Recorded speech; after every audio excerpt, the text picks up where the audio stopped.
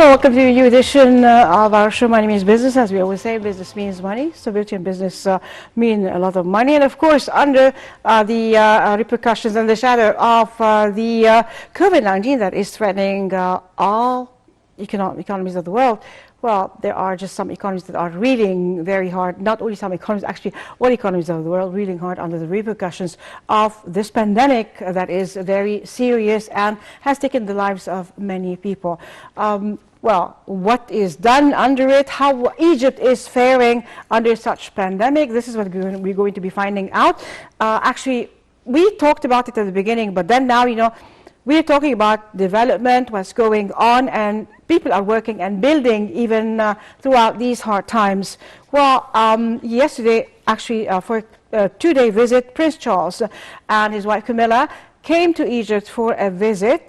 They just gave lectures. They just went to Azbet Khairallah, where they just encourage the handmade work, and in Azbet Khairallah is very famous for handmade work and work by hands. Actually, also, it's very important to know that Ms. Camilla is giving some boost to that, and is giving financial assistance to Azbet Khairallah. That's a very big interest to her.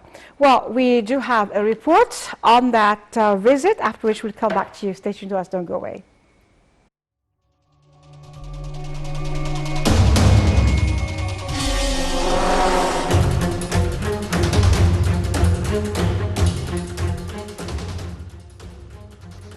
A historic visit initiated by the British Crown Prince, Prince Charles, and his wife, Duchess Camilla, which included a meeting with President Abdel Fattah el-Sisi and his wife, Mrs. Intisar el-Sisi, several stations including El Azhar al-Sharif, Azbet Khairallah, Beit el-Razzaz, and the pyramids.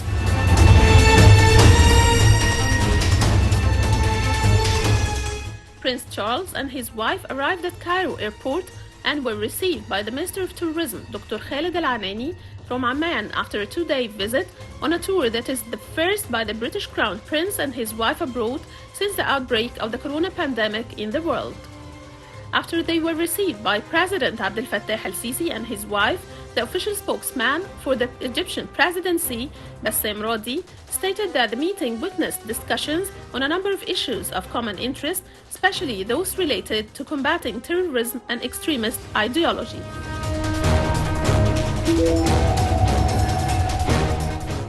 Then Prince Charles and his wife went to El Azhar, preceded by Scott Politon, the painter of Prince Charles, to write with his brush the historic visit of the heir to the British crown in the beacon of Islam in the world. The Grand Imam, Dr. Ahmed Al-Taib, was keen to receive Prince Charles, Duchess Camilla.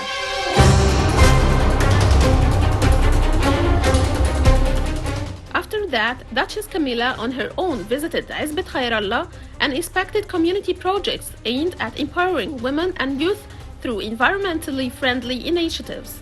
The Duchess was received by a number of children from the area whose mothers work in community projects, and Princess Camilla inspected one of the rooftops that host small agriculture projects and planted a bush in a move to raise awareness of the importance of preserving the environment.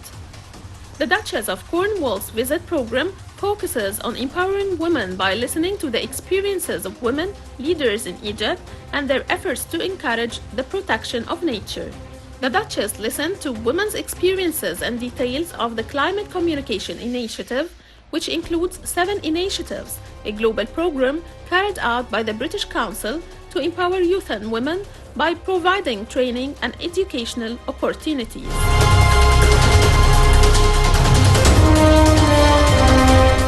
In conjunction with the visit of Duchess Camilla to Azbet Khairallah, Prince Charles visited Beit el-Razzaz in Old Cairo as part of his tour, where the prince expressed his happiness with the exhibits he inspected and spoke with their makers, praising their accuracy and professionalism.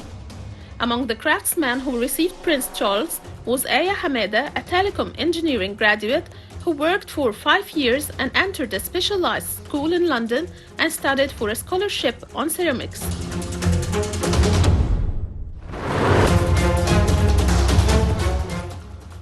Prince Charles and Duchess Camilla also conducted the area of the pyramids and the Sphinx, and they were received by a number of people and workers in the archaeological area, in addition to the Minister of Tourism and Antiquities, Dr. Khalid Al-Anani, who accompanied them on a tour of the area. Prince Charles of Wales expressed his happiness with this visit and was keen to take memorial photos with the pyramids and the Sphinx. Dr. Ashraf Singer, professor of international politics, said that Prince Charles' visit to Egypt is an important indicator of the promotion of tourism and its tourist areas, noting that his presence in the Ahram area is a definition of Egyptian soft power and Egyptian culture for the British and European peoples.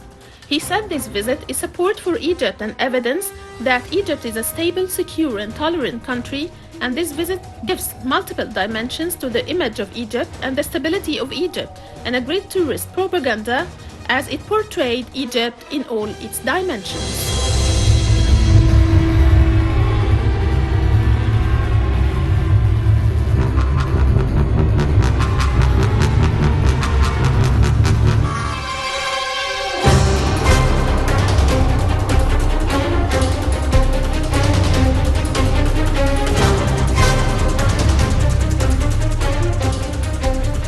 And welcome back to My News Business. And we have online Dr. Yahya Abdul Qadir. He is a tourism expert. Hello, sir.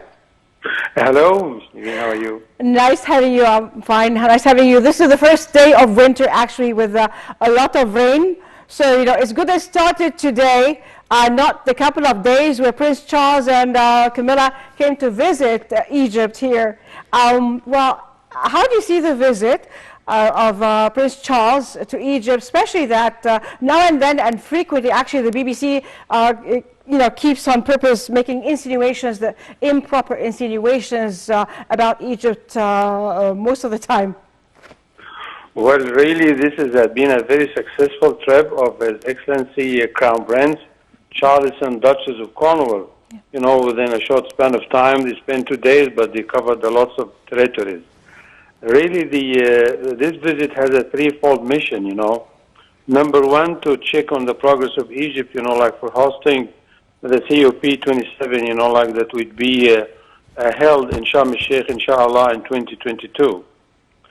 And number two, to monitor, a status of tolerance or lack of religions in Egypt. And number three, to cement the strong ties between Egypt and the UK.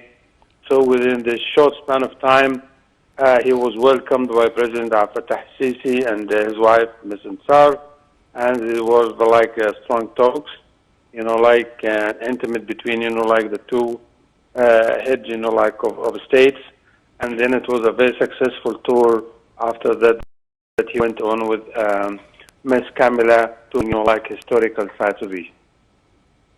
Well, actually, as you said, it was successful tour, and then also that Egypt is safe when the BBC is just, insinuation that Egypt is not safe, on and off, of that.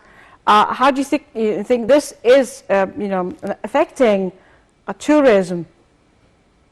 Well, the major British dailies, and publications highlighting this trip and talking about, the successful tour of the Crown Prince. Especially the Times, all over the world media and the digital media, they're showing how he enjoyed his tour, for the tourist site. Number one, he met the Grand Imam, Sheikh Ahmed Tayyib of Al-Azhar Mosque, and, and they enjoyed the tour of the Azhar facilities, and they went on archaeological tour. Both of them, hosted by the Minister of Tourism to visit the Giza Plateau and the Grand Cheops, Pyramid at the Giza. And later, he went on to visit downtown Cairo and Old Cairo and visited Beit el-Razaz, some of the unique, archaeological sites in downtown Cairo. So the successful tour, and because of his interest in, in the development and urbanization of societies, and Prince Charles is very known for his, fond and intimate, passion and feelings for the Islamic and Egyptian archaeology. They went to, as well as with Khirallah, to monitor the status about the efforts of Egypt to upgrade areas and the empowerment of women and the status and development of areas. And Her Excellency Ms. Kamala herself, she planted a tree to be like a memory for that trip. Definitely. Thank you very much, Dr. Hamid. We'll go for a short break after she'll be coming back, introducing our guest. But, okay, anyway, before we go for a short break, let me introduce our guest for tonight, Dr. Saeed Kholy. Dr. Saeed Kholy is professor of management in Shams University. Also, Dr. Saeed Kholy is the chairman of the promotion committee of the High Supreme Council of Universities. Welcome, sir. Pleasure is mine. Well, we'll go for a short break. After we'll be back and we'll start our talk. Sure. Stay tuned to us. Don't go away.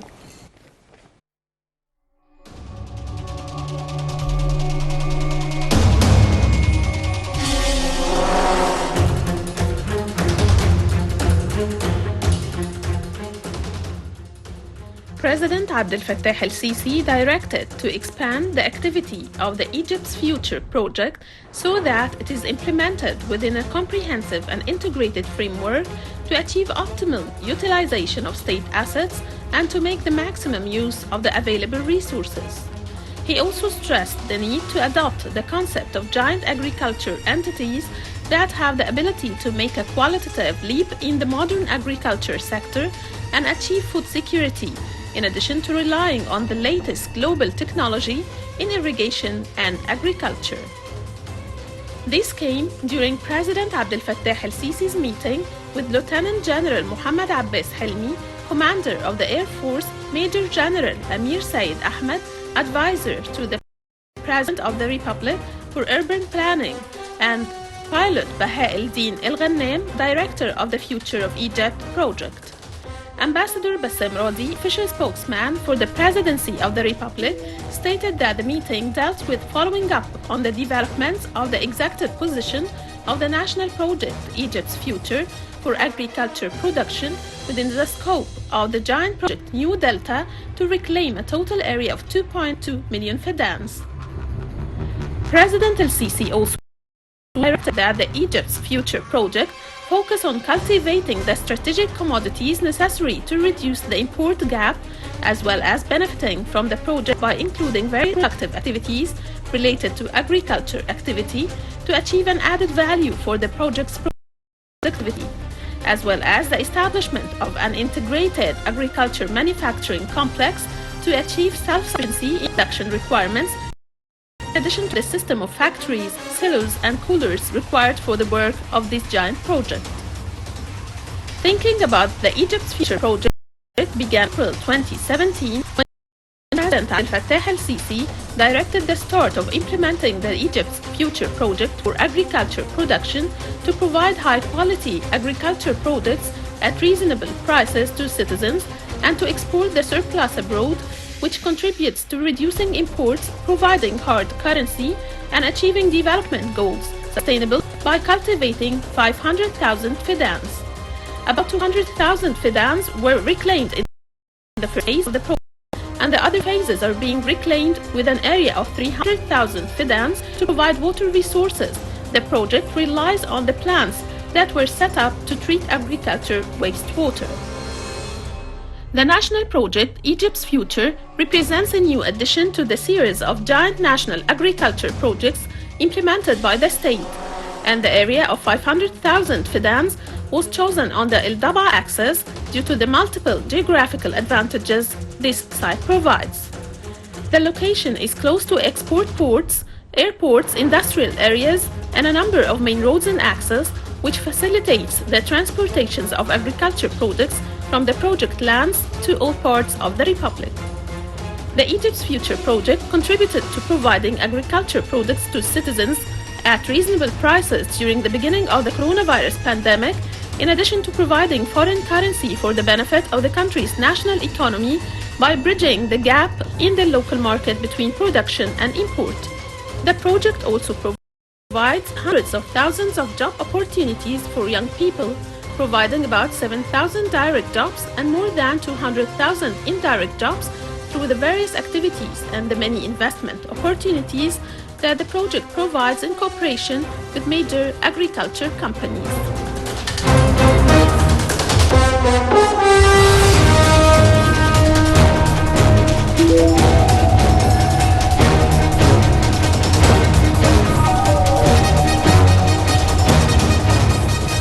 We're back again to My News Business. The guest, Dr. Sayed Kholy, Professor of Management in Shams University and the Chairman of the Promotion High Committee of the Supreme Council of Universities. Welcome, sir, again with us here. Thank you. Well, we thought about talking about lots of things that are of major importance, but let me first ask you, as you know, we were talking about the visit of Prince Charles and his wife Camilla, and the visit to Egypt, of course, and also Camilla focuses on Hizb Khairallah. They do very great work, handwork actually, and all is handmade. And she participates in, she gives grants, and she really cares about this area that transformed so much from a shabby area to a great area with the people working all, and producing a lot of wonderful work. Part of it, talking about that, but that also, let me start with the first part of the question, the visit. Since we read, news. We read news about Egypt, the things, what is going on, what are they talking about? We are living here. These things and these situations, that they keep, insinuating about Egypt are not proper at all, and some of them are just very cunning and not true, to just spread rumors or inhibit tourism from coming back. But things are going, and despite all that and the BBC's claims that are inappropriate most of the times about Egypt, well, Prince Charles and Camilla came to visit Egypt here. How do you see that, the impact of that visit? Absolutely. The visit of Crown Prince Charles and his wife to come to Egypt, that is a message for all Europe, all European country, and for the whole world. It is his first visit, and he visited Egypt several times before, and also encouraging the Egyptian handmade industry, which is one of a kind. You cannot see it anywhere in the world. Of course, this visit, it will open the door for more tourism to come to Egypt. And remember today, a couple of hours ago, the great symphony in the new capital of Egypt. Yes. It was performing for all symphony from the 19th century and 20th century. Yeah. That is a plus for Egypt, and when the tourists see that in Egypt, where it is a safe country now, we really got rid of all terrorism in Egypt, and it's safe.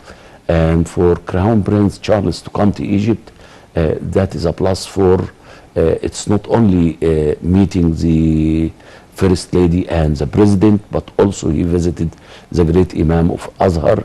It's a message for the whole world.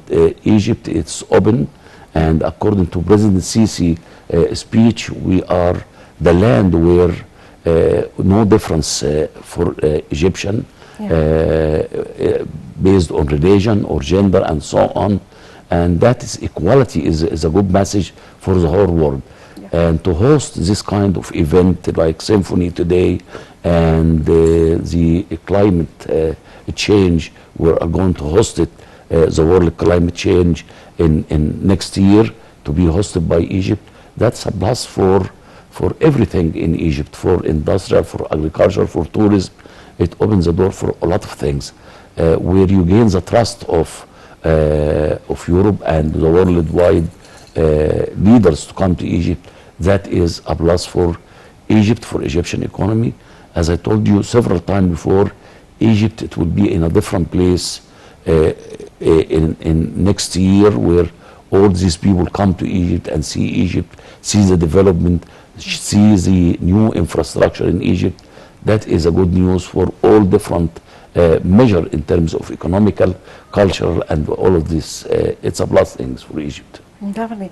Well, the second part also, her visit to Azbet Khairallah. These were one of the places that were just, marginalized, and they were just, they were criminals and in these areas, and they were just shabby areas with dignified life and all that. Things are changing, actually changed a lot for lots of people. And also, they are very well known, for their work, the handwork, and many NGOs do have, use that in order to produce handwork and lots of beautiful garments, all handmade and hand embroidered, bags, everything. You think of, name it, and they produce it there. They really work very hard on in this industry. How can, let's say, the textile industry, for example, France depends, not only like what brings money is not only, let's say, arms or whatever, or Rafale, planes, but perfumes and fashion.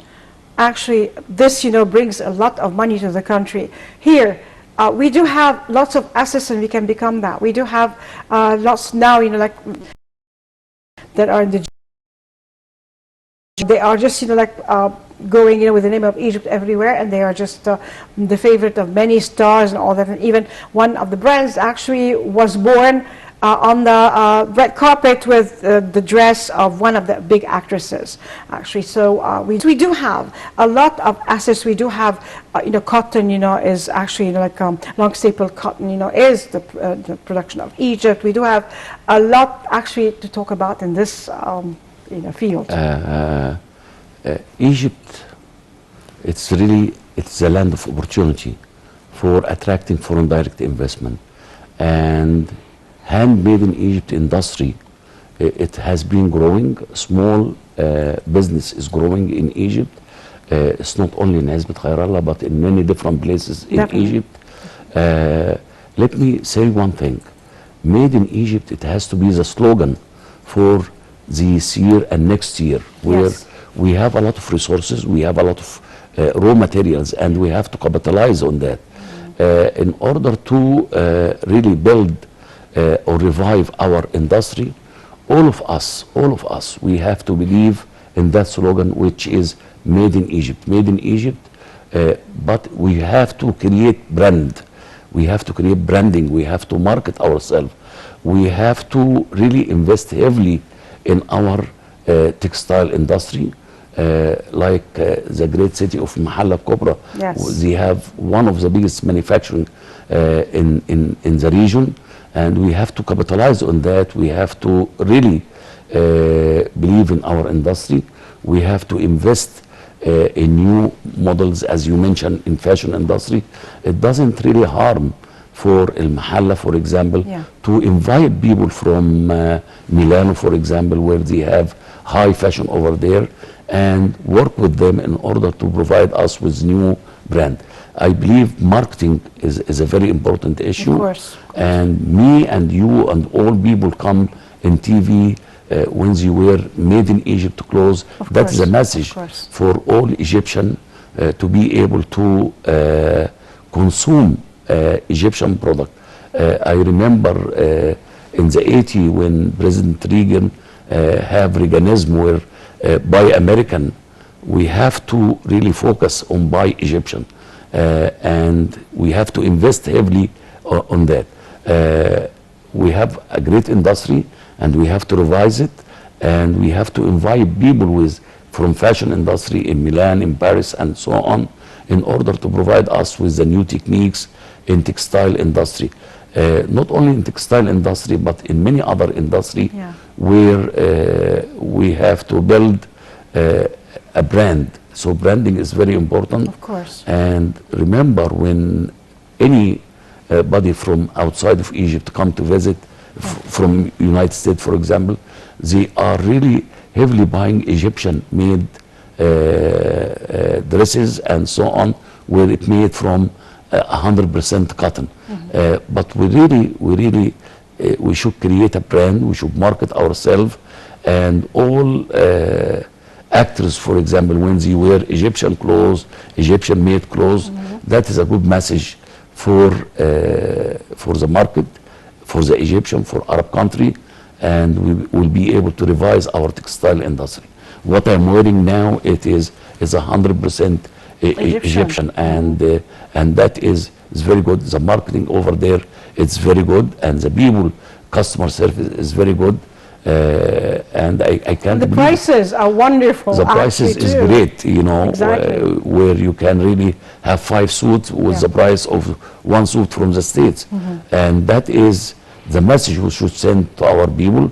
But in order to do that in a very fashionable way, we should really get alliance with fashion industry in Milano, in Italy, in France, and so on, and invite them to show us the new technology and the new fashion styles in order to be able to produce there.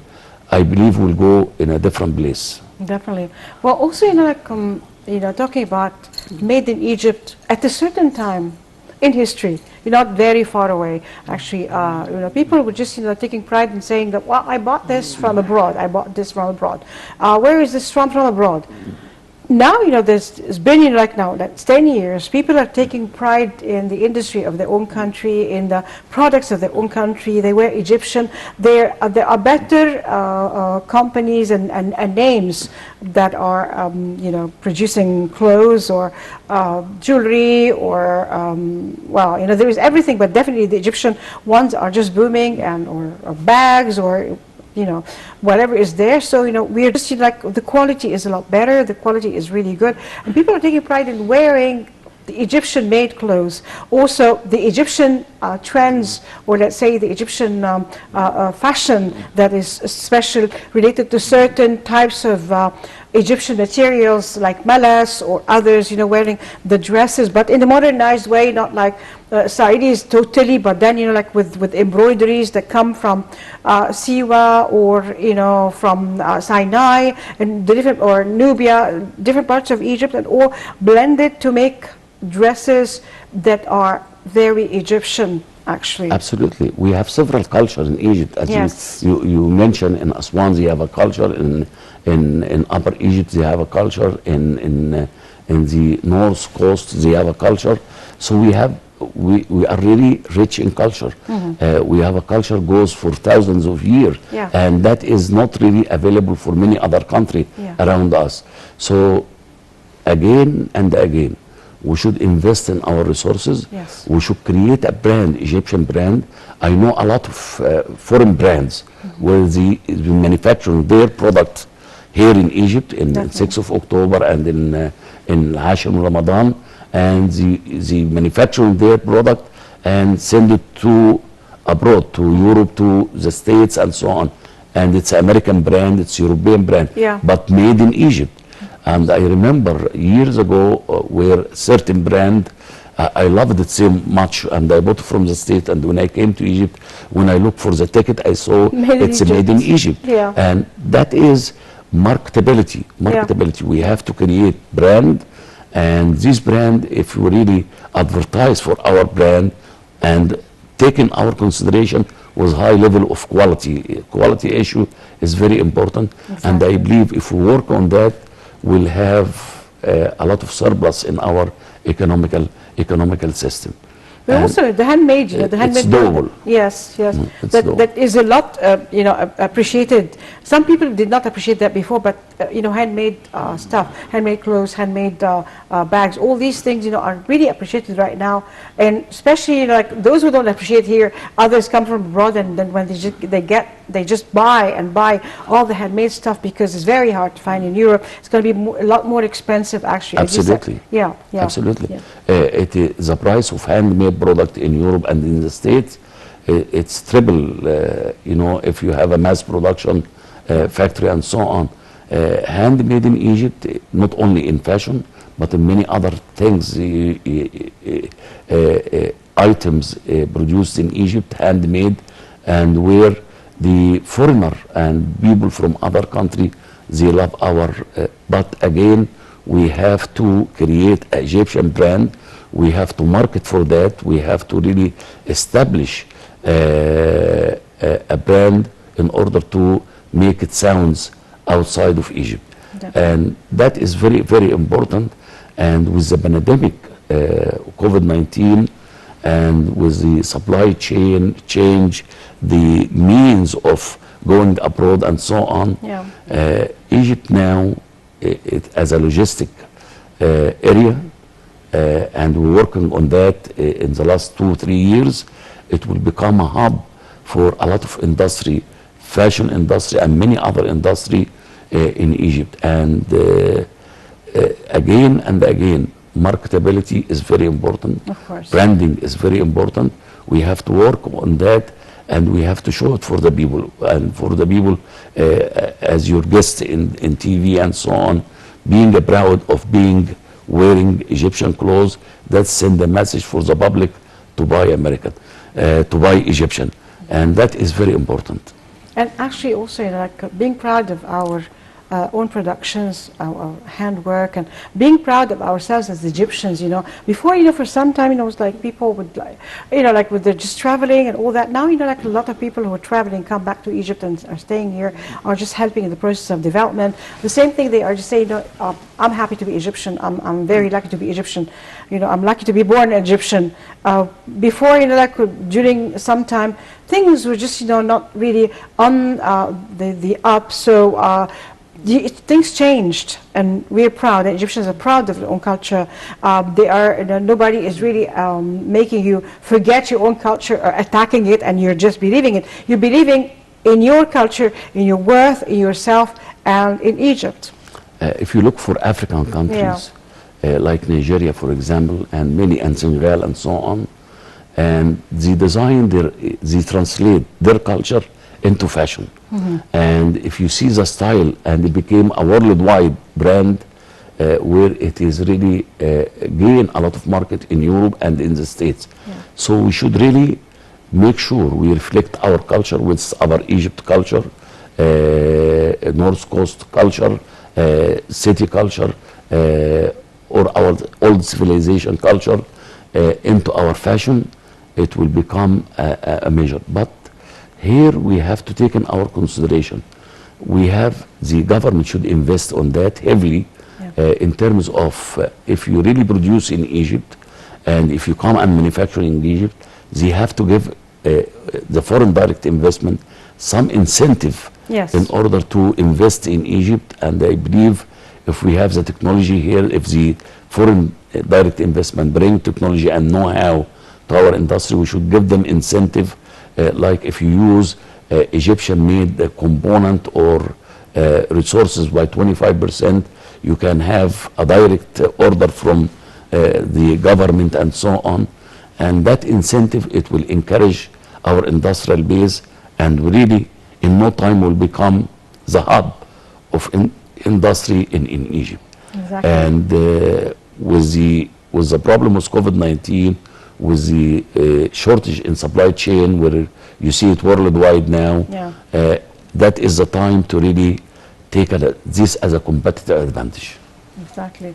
So, you know, well, with the second crossing, you know, actually the first crossing with October War, second crossing, we see it again, you know, like, how Egyptians are very proud again and back to the spirit again, and want to build and are looking forward to a bright future. So we say we're proud of your Egyptians, and we should take the lead. And now, you know, like we can just, you know, do a lot actually. And this, it will really, in January, for example, we have a World Youth Summit will be in Sharm el-Sheikh, and I believe that is, we should use this event in order to promote ourselves, to advertise for ourselves. I believe if all people who are organizing this event wear Egyptian style fashion, it will attract more business to Egypt. I believe we should really take advantage or have this kind of opportunity and invest on it heavily. It will be in I believe in January, this coming January, where the world will be in Sharm el-Sheikh. If we really invest on that, where all our organizers wear Egyptian clothes, wear different style of Egyptian culture, it will be able to market, this event will market our Egyptian product abroad. I believe President Sisi worked in that 7 years ago, where to build the Egyptian identity, the Egyptian Definitely. loyalty, Yeah. the Egyptian pride. Yeah. And this is a very good message, and we start to see a growth rate goes up, and next year it will go higher and higher. So we are in the right track for doing that. Exactly. And we're going for a short break. After she'll be coming back. Stay tuned to us to go away. Coming back in a moment.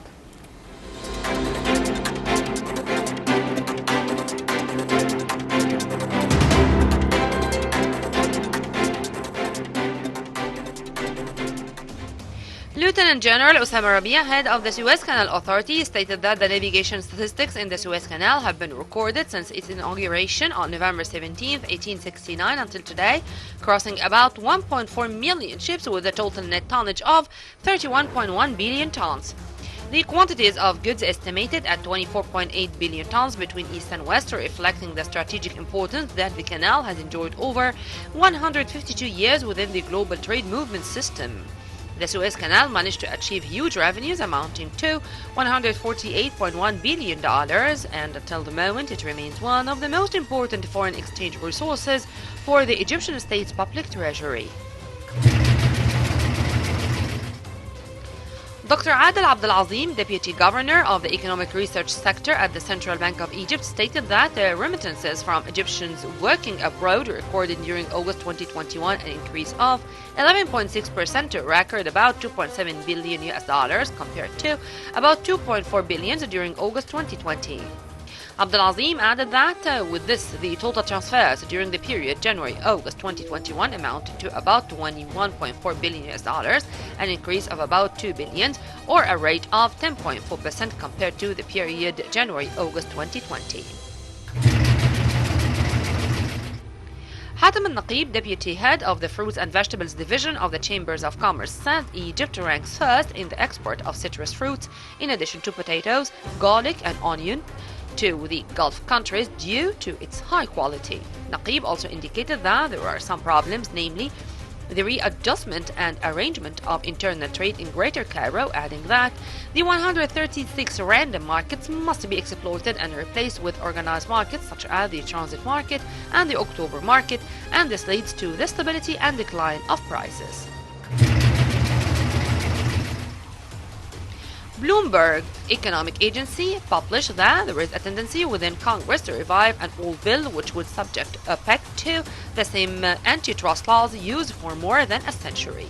Not only that, America moved to respond to OPEC's insistence on producing specific quantities of oil without any increase, but America also resorted to exploiting oil reserves, and it called on the major oil consumers in the world for this matter. Central banks' trends to raise interest rates to curb the growth of inflation pressure the demand for the yellow metal, causing gold prices to decline during yesterday's trading. Spot gold fell over 1% to $1,864.4 an ounce, and U.S. gold futures fell over 2% to $1,866. Data show that British inflation hit a 10-year peak last month and that U.S. consumer prices rose in October. Natural gas prices in Europe jumped again last Wednesday after the postponement of the approval process of the Nord Stream 2 pipeline that German government sources indicated that it would postpone its operation until March next year. Critics of the project fear that Russia will use the pipeline as a geopolitical weapon in Europe amid the global gas crisis, and similarly weaken Ukraine, which depends heavily on revenue from shipping Russian gas to Europe through its gas transportation network. The European Central Bank announced that the slow pace of vaccination against COVID-19 in some parts of the world may threaten financial stability even if the economic recovery has already begun. The European Foundation noted that the continued economic recovery with the continued activity by companies in the euro area has reduced the worst fears about economic scars and increased risk of credit defaults in the wake of the corona pandemic. The bank warned that the epidemic still represents one of the main risks to economic growth in the future, in light of the virus continuing to spread in Europe, with new records of infection recorded in the old continent.